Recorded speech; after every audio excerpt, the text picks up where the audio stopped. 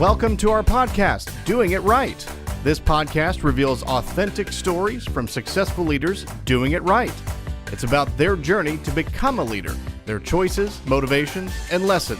In essence, how they built successful personal brands. Your host is Valerie Sokolowski, author of 8 leadership books and nationally known as an authority on executive presence and personal branding.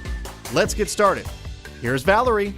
Hello, I'm Valerie Sokolowski, and welcome to our podcast, Doing It Right, the stories that make us. I have with me today Trisha Cunningham, the president and CEO of North Texas Food Bank, one of the largest hunger relief organizations in the United States. I want you to listen to this. Trisha's team and the partner organizations that she works with give access to over 190,000 nutritious meals. Can I say that again? Nutritious meals every day. Last year alone, they provided almost 72 million nutritious meals to children, to seniors, and to the working poor who are chronically hungry. And that means that they don't know where their next regular meal will come from. Her goal, this is a stretch goal, for the year 2025, she fully expects to reach 92 million meals a year. You know, when I think about the deep hunger need, which I really wasn't aware of until the last several years and getting really involved with the food bank, and when I think about the need in our country, it just makes me appreciate the work that my guest Trisha does every day. And so welcome, Trisha. We're so glad to have you. Well, thank you so much, Valerie. I really appreciate you having me on today. I know that you've only been at the North Texas Food Bank for a little over a year, and that you came from a really long and stellar career at Texas Instruments Semiconductor Company, corporate. Right. And now you are at the food bank. So right. Tell us about the transition from corporate from computer chips, if you will, to carrot chips, sort of. Right. So, you know, it has been a really interesting journey. I was blessed to be at Texas Instruments for 30 years. And in that time, I had 5 different roles. So I started off, my degree is computer information systems. So yes, I definitely was into the computer chips. But I went from computer information systems with more of a business background into a marketing role right out of college. Started off in Houston, had 2 different marketing roles, and I managed our global, then I managed our semiconductor level communications, then I managed our global corporate communications, and then the last 8.5 years I spent in public affairs. But during that time, I really had so many wonderful experiences. I got to see the world, work with great people, really received a lot of great training. They gave me the opportunity to make an impact in my community as well by being able to serve on boards, which I had done for about 15 years. But there toward the end, I was very interested in trying to do something different. I wanted to truly do something where I felt like I could make a greater impact on our community. We were helping in the last role, whenever I was Chief Citizenship Officer, of being able to provide funding to organizations that were making a difference, but I wanted to be working with one of those organizations that was making a difference. So I decided to graduate from TI and then move to the nonprofit world. So I guess because I had been involved with nonprofits, I sort of understood a little bit more of the dynamics of a nonprofit. Sure. So that part wasn't as hard of a transition, I believe. But I think moving from different industries, I had so much to learn. But to me, that what was exciting. You know, I love a challenge. What can I learn? So I went from a semiconductor industry to the food distribution business. And so I had to learn about a different kind of supply chain. Supply chain in computer chips is very different than whenever you have a perishable product like food that you have to be able to get to clients, and it even is more expedited because oftentimes our food is donated and we don't get the food until it's already on its decline, and so we have to very quickly be able to get that out to the clients. So tell us a little bit about the people that receive it. Every year, my husband and I have a great joy to give turkeys at a Thanksgiving season and bread and milk and, you know, the basics with one of the agencies that you serve. And I'll tell you something that happened last year. I was just taken aback. So we're outside, and it's a cold and almost rainy day that day, and all the volunteers are out, and we've got something in our hands, each of us different things. I had turkey for a while, then I had milk for a while, and whatever. And then the cars are circling, and they lift the trunk, and we put them in, and they keep going. Well, one car stopped, and there were a lot of cars, but this car stopped right in front of me. And this young Hispanic man got out of the car and walked over to our little group. And Trisha, he looked at us in the eyes with a great big grin, and he said, "Next year, I'm going to be doing what you're doing." Oh, it just gave me chills. Yeah, it gave, really? Yeah. So, I think there's a misnomer, if you will, that who gets this food? Right. So, I think there are a lot of misconceptions out there. So thank you for asking the question, because I do love to tell people about who we serve. Yeah. So we primarily serve the working poor, and we serve seniors, that have worked their entire lives, and now they're living on Social Security or whatever benefits they have. But maybe they have medical conditions or things that they really can't afford to make ends meet. And we also serve children. But of those people who are able-bodied, the majority of them work. At least someone in their household has worked within that year. And think about the demographic of these people. Oftentimes they're contract workers, so if they're working on construction, they may have a job for a few months, and then they're out of work, and then they may have another job for a few months, but they're still actively working. Only 5% of the people that we serve through all of our clients are homeless. Interesting. Right. So how do you vet these people?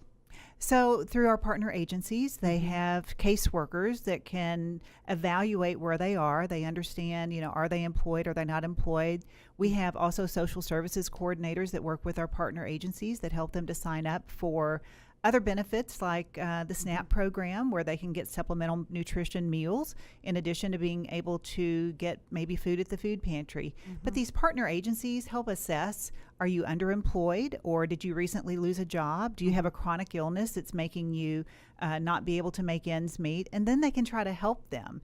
Do they have a job training program that they could put them in?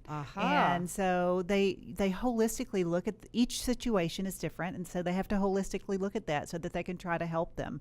And the majority of the people, they want to get back on their feet and get on their own, because it's honestly embarrassing for them to have to come. And so all of our partner agencies treat our clients with dignity and respect. And I've even ran into people, just because, I'm wearing my little food bank pin. I've had my food bank pin on, and a woman at a cash register was talking to me about the fact that, do you work with the food bank? And I said, yes, I do. She said, I was laid off from Disney several years ago. And she said, I had to go and get benefit. I moved to the North Texas area, and I had to go to one of your food pantries. And she said, I just want to tell you, I was so embarrassed to be there, but they treated me with such great respect. And she said, I want to, just much like this gentleman that you talked about, she said, I want to get involved. How can I get connected? So you've talked about some things that you just light up when you talk about these things, Trisha. And so I'm kind of thinking about the heart of you, and you must have had a background that caused you to want to be in nonprofits. You said you were in a lot of them when you were at TI. So what's your background? Who are you? Yeah, so I grew up in Western Kentucky. And, I had a very hardworking father. He worked as a maintenance worker at an automobile tire factory. My mother stayed home with us whenever we were younger, but both my mother and father had an 8th grade education formally. 8th grade. 8th grade, but they valued education, and they just didn't have the opportunity because of their family circumstances to get more than an 8th grade formal education. My mother went back to school whenever I was probably in 2nd grade and got her GED certificate. Good for her. And then whenever I was probably 7th and 8th grade, she went to cosmetology school and got her cosmetologist license and ended up having her own beauty shop. My dad built back behind our house, and so she did that because she loved people, and she loved to talk to people, and she loved being able to fix hair and do those things, and so she enjoyed that. And my dad, he definitely, no doubt, would have been an engineer, I believe, if he would have had a formal education. He was always taking things apart, putting them together. If something was broken, he would be able to fix it. He was very analytical, great at math. He had actually artistic abilities as well. But he always, my brother and I, from the time we were very young, always said, "You're going to college. You're going to college." And for them. I felt so fortunate to have that kind of support in my life. Mm-hmm. Whenever I knew that so many people, even though we were in a college town, so many people that I went to school with didn't have parents like mine that were telling them that this is important, education is important. And one of the things that they always told me, even though you get to a certain level with their formal education, they weren't really able to help us with our homework that much, but they always just said, just do your best. I'm so proud of you. Do your best and do your best. And so that's always stuck with me. Always do your best. Do your best. And we grew up. I mean, I grew up in a church family, and, it was important to be able to make sure that you helped others as well. And I think that whole spirit of doing your best and helping others really helped form a lot of who I am. And I've always loved to be able to do that and get so much satisfaction personally out of seeing other people succeed.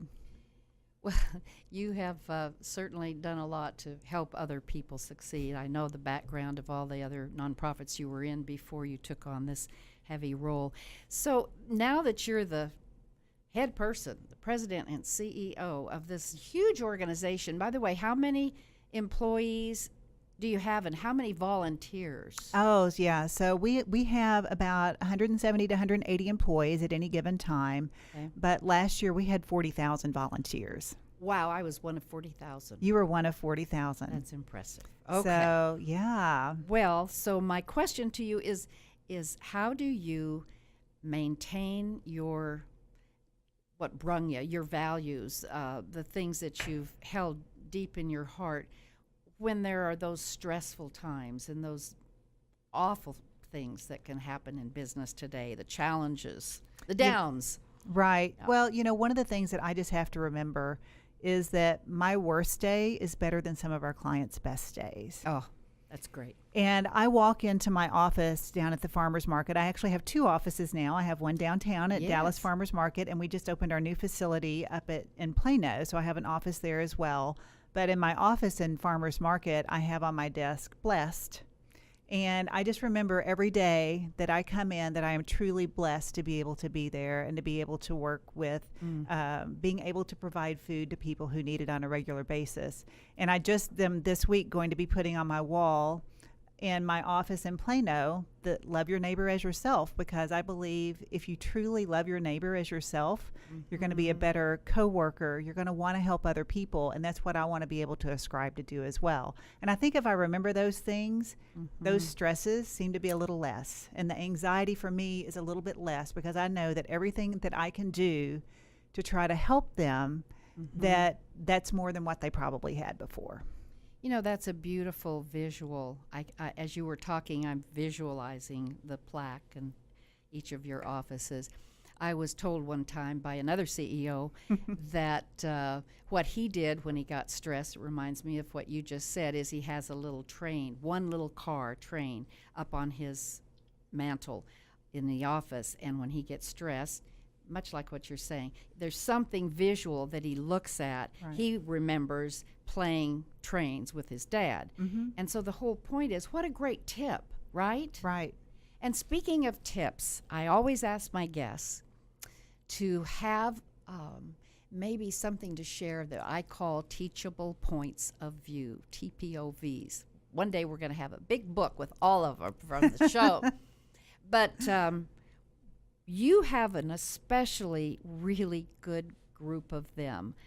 Would you tell us now what they are and what this word that you're going to tell us stands for? Sure, of course. So I've often been asked to speak to women's group, and I actually taught youth Sunday school at one point in time too. And so the inspiration sort of came to me during one of these things about being bold. Bold. You have to be bold. Yep. And so the B stands for believing in yourself and believing in others. And so you have to believe in yourself to have the confidence to be able to lead, but you also need to know that you need to empower your employees, that they need to be able to lead as well. And you have to know when to lead and when to follow sometimes as well. And I'll talk about that with the L. Hey, now let me interrupt for a second on the bold, because you obviously have a great self-confidence, and not everyone does. That's true. Right? you had great parents that gave you that self-confidence. Right. What about those of us, me included, that didn't? And how can people glean that self-confidence when they didn't grow up with it? You know, I do believe it is something inherent in the personality and also in how you're brought up. You know, I was brought up with a lot of encouragement. My daughter needs a lot of encouragement. Does she? As well. You know, she thrives whenever someone encourages her, but you can just see her wilt whenever someone critiques her before she gets some encouragement. She has to have that balance. And I think that's really important in the business world today, is you really need to understand how everyone operates and how everyone ticks, because you can totally demoralize someone by some of your comments, even though they may not have been seen as a harsh critique. It was just, you know, this is something to help you. If you also don't help them to understand, this is what I really value about you, and this is what you do good. And so I think a lot of the assessments that you do in the workplace help you gain that understanding, and it also helps you to get the most out of the people that you're working with as well. That sounds great. I want to come to work for you if I ever have to. All right. I'm not going to say I do that perfect, because we all forget sometimes. Oh, well, but I sure. do love those kind of assessments. I do think they're very valuable. To learn what someone else is thinking and how they Right. process what you're saying. That's great. So believe in yourself. That's the B. Believe in yourself. And I think O is open. You have to be open to new opportunities. If I hadn't been open to what might be next beyond TI, if I hadn't been open to sort of thinking about what might come my way, I wouldn't be at the food bank. Right. And so I had a lot of people, whenever I just made the decision that I did want to go and do something else, come to me with various opportunities. And so I was open to them, and I would listen, and I would, you know, learn and try to figure out. But I wanted to make sure it was something that I could truly be passionate about, and something that I felt like wasn't going to feel like work. You know, for this stage of where I wanted something that was going to excite me, and just knew that making a difference for others was really going to make me feel well too. So I think being open to those opportunities, if we're closed off, there could be things that come your way that may give you that excitement and that passion that you may miss along the way. Yes, and opportunities that come to some people, I'll speak for myself through the years, I shouldn't overanalyze them, right? You said something really important about making you feel like you're wanting to do it, like there's something inside of you, instead of it's about the money or it's about the prestige or those sorts of things. So that's a good one. What's the third one? So the third one is and I referenced it a little bit when I talked about the B, it's lead and be led. So a good leader, I'm not saying leader, not manager, right, but a good leader will help lead the organization, and they will help direct them, and they will help give them their true north and saying this is where we need to go. But you also need to know when to follow. You know, good leaders always know when to follow as well. Tell me about that. So I personally try to hire people smarter than me whenever I'm hiring people. And so I don't know everything. It's my job to make sure everyone is walking in the right direction, and they're going to the direction that we need to in order to try to close the hunger gap. But I need everyone in the organization to be empowered to own their leadership role. They were put in that role for a reason. And so I also have to respect their abilities and their knowledge. And also they lead me sometimes as well, because they know something about an area that I don't know about. And so I have to be open to understanding it's not just my way or the highway. Certainly you have to have that leadership and then to direct whenever there are uncertainties, but you also have to be open to following others as well. So on that note, Trisha, with the hectic world that we're living in today, where things are changing constantly, how do you keep these people focused on the main thing? Right. Because it's one thing to give them empowerment, Right. but I don't know, maybe I might just be empowered in a whole lot of different things. So, Yeah. So I think, Valerie, when you and I had talked a little bit before, you talked about this concept of VUCA, you know, this whole volatility and uncertainty and everything that's out there. You know, I think that's just a state of life today. it is. I mean, you can post something on the internet and it's around the world instantly. So it's not like Scary. the old days where you had to go and get the newspaper and see what was going on and you could control the message. You had a little bit more time to do that, but you can't do that today. But I think the main thing there is you have to have a clear vision. of what you're doing, and you have to have clarity with your people that that's your mission. And so, but to be able to get there, things may change. You have a plan, but you have to be open, and you have to be flexible. You have to be innovative, I think, in order to be able to make sure that because things change constantly. So you have to continually evaluate, okay, this is where we're going, but how we get there might be a little different because there could be some better ways now to get there than when we put things down on paper. Right. So I think you have to be able to take a little risk with that as well. Okay, I like that. Keeping the main thing the main thing. Keep the main thing the main thing. Okay. All right. We're closing the hunger gap, so we've got to keep that. But how we close the hunger gap could be very different. There's new technologies coming online. There's new risks all the time that are coming out. And so how do we mitigate against those risks? And then how do we take advantage of some of these new opportunities to be able to help close the hunger gap? Yeah, when we talked about that, just really being clear in my own mind, I loved it when you said, our goal is to feed the hungry.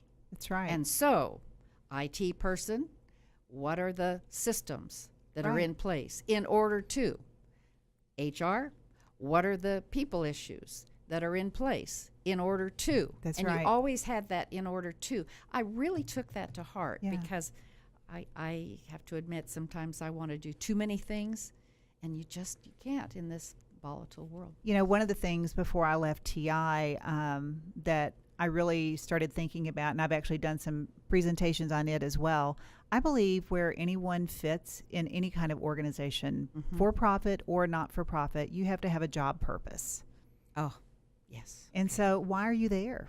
Why are you there? Why are you there? What is your purpose? I don't mean what is your function, but what is your job purpose? What are you doing? And so if you're in accounting at a for-profit organization, part of your job purpose is to make sure that there is integrity in those numbers that are there so that the reputation isn't damaged, so that there aren't many people that could be have their economic security taken away from them by having some corruption at the company. So your job purpose is securing a strong reputation for that organization and having integrity. If that's really good. If every person would just stop and think, in any organization, what difference do I make? Right. It's great if the leader is you and you're letting them know the difference, and you've got the passion to make sure that they're focused on what the purpose is. But I'm just thinking about other corporations and any job, entrepreneurs, whatever. I just think it might be an interesting tip to say, take some time, go out on the beach, go up in the mountains, take some reflective time, and just really think deeply. What is it that you do that makes a difference? Because every job can make a difference. So what would you say your job purpose is, Valerie? To influence people to be who they are authentically and to live life from the inside out. That's it. See, you know it. But I think there's so many people that if they would take that time to reflect, and I think it needs to involve your passion and your purpose together, and that's whenever you really make things click. That's when we talked about the definition of success. To me, that's your definition of success, whenever your passion and your purpose can truly make an impact with people and yourself. There you go. That's a good definition. Okay, keep going on bold. So bold. So we had open, and then we had lead, and we had believing in yourself for the B. And so the D is really differentiation. And so you have to differentiate yourself. What are you doing that's different? What are you bringing that's different to the party? And so oftentimes people will ask you, so this is where you do this really well. Not really ask you, but just say, you do this really well. Well, that could be something different, because if they're telling you that you do that really well, then obviously they say you're doing it better than other people. So listening to what other people tell you that you do well, I think is important. And then making sure that you truly are adding value as a differentiator into the organization where you are. So otherwise you're just like everyone else. Well, that's something we don't want to be, is just like everybody else. You know this, that I do a lot of work in the personal branding space, and it's a process. It isn't that, I can figure out my brand. No, it's deeper than that. And when we go deeper than that, the differentiation is very much a part of it. And I will say to someone, okay, so what do you do differently or better than? And that's not bragging, but Right. what do you do different or better than other people that kind of sort of do what you do? And that stumps most people, you know? Exactly. But what makes you stand out from the crowd and knowing That's right. that? That's I right. love that. Bold. And I think when you get people, it doesn't create this army of individuals. When everyone plays to their strength, then you can put that all together with that clarity and that vision. That's whenever you have a successful organization as well. That's great, and you do. Well, I have a question for you that I thought about. What would you, if you could have advice or counsel, Trisha, with anyone in the world? Oh, Who would? I know you're not wow. ready for that, No, are I'm you? not ready for that one. Just think about if you could sit down and get advice or counsel from anyone. Maybe who comes to mind, and what would you want to talk with that person about? Wow, Yeah. that's really interesting. So I guess if I were to think about from a living person standpoint, Okay. you know, and this isn't a political statement.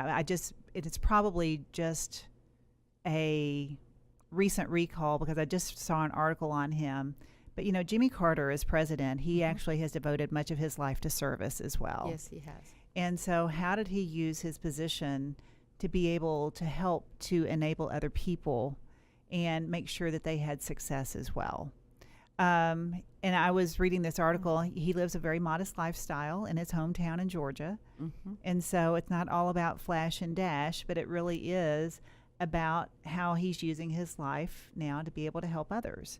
And I'd never really thought about that until you actually just asked that question. And it was probably just top of mind with me about what he had done and how he did things to truly make a difference. Really forever. For so many Right years. after he's Yeah. right. For so many years. Interesting. What kind of question would you ask him?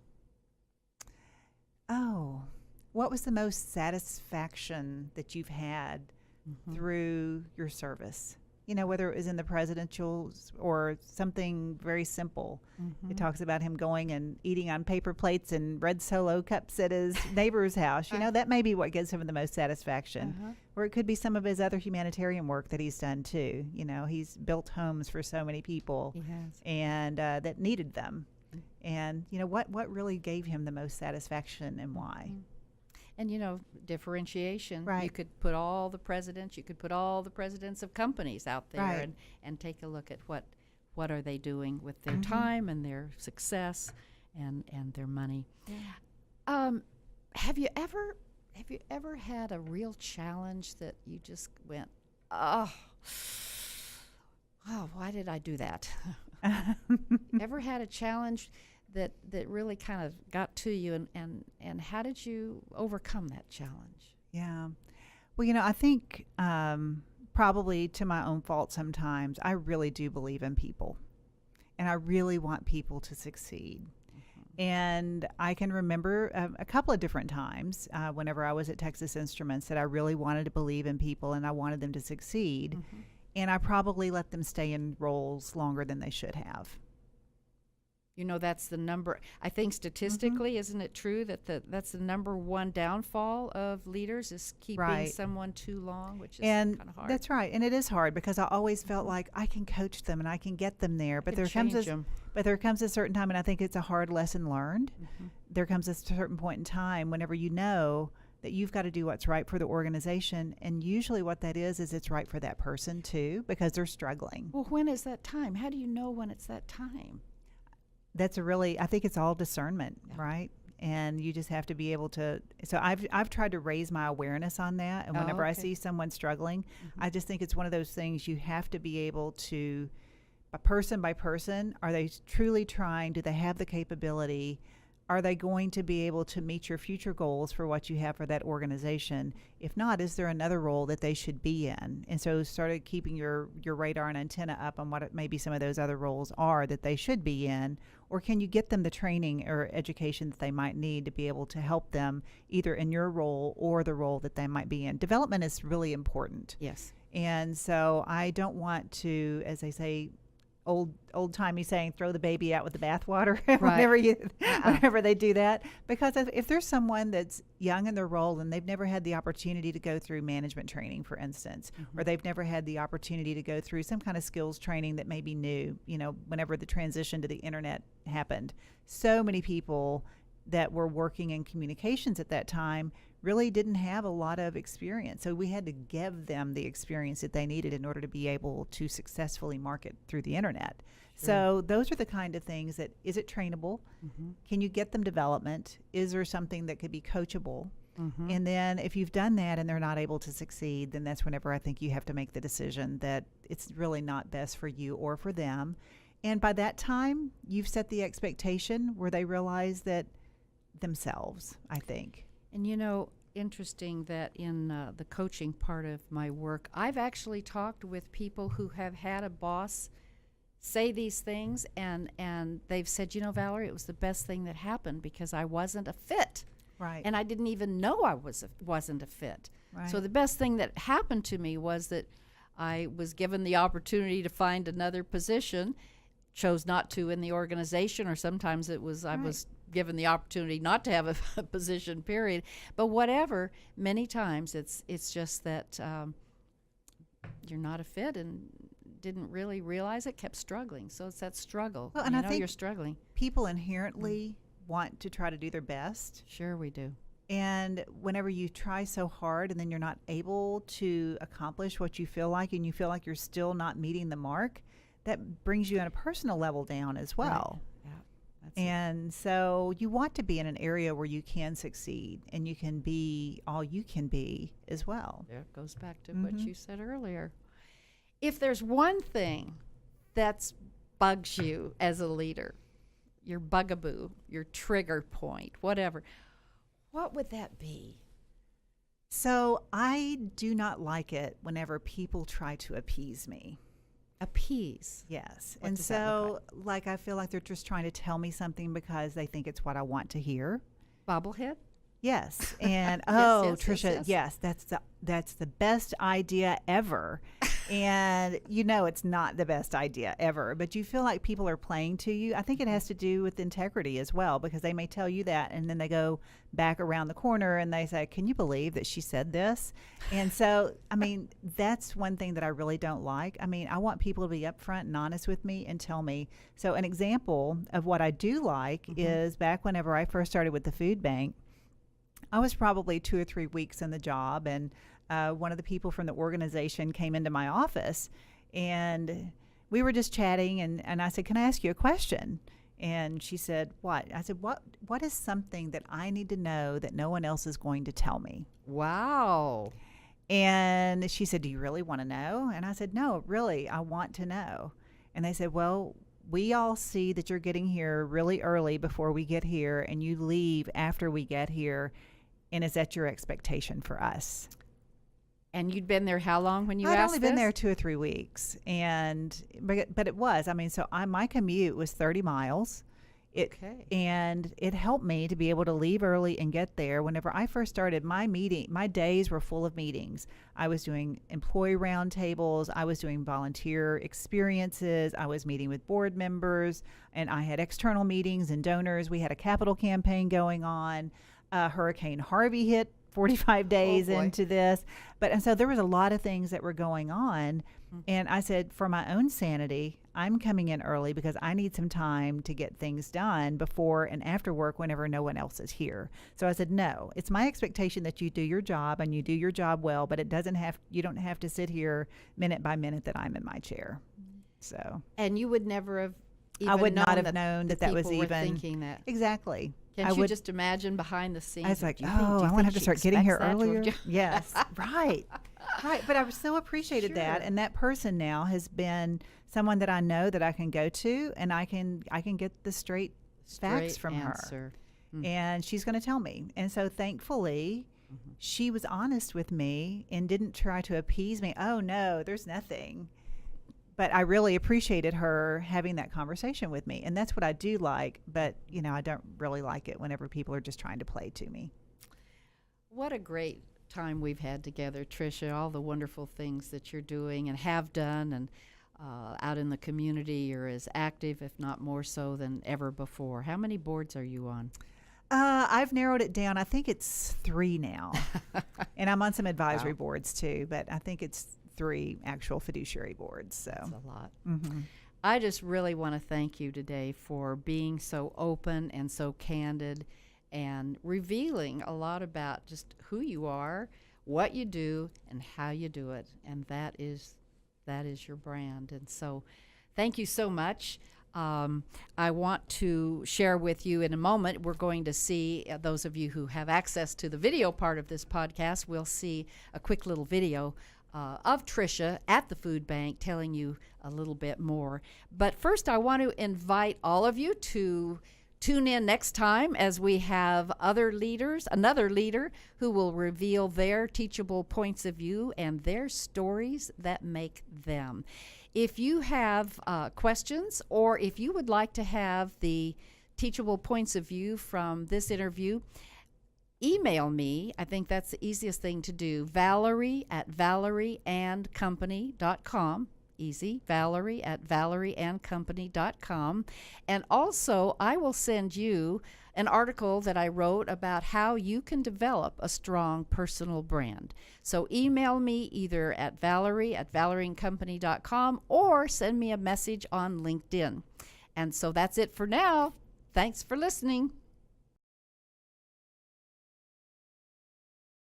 The North Texas Food Bank is always going to be a hunger relief organization, but we really do have to innovate in order to make sure that we're addressing this complex issue that's in our community. People may come there because they're hungry, but they also have many other services that help them to either get reemployed or get additional training or things as well. They're very non-judgmental. They don't look at you crazy because you have a college degree, but right now you're having a hard time. They actually just want to be here to help you. We serve a 13-county service area, and in that 13 counties, we have over 800,000 people who don't know where their next nutritious meal is coming from. But they're all our neighbors. These are people that live in our community. We literally see our neighbors in our lobby, in our pantry, and our objective is to help them no matter where they are in their life. You're listening to RMCN, the digital destination for premium talk radio.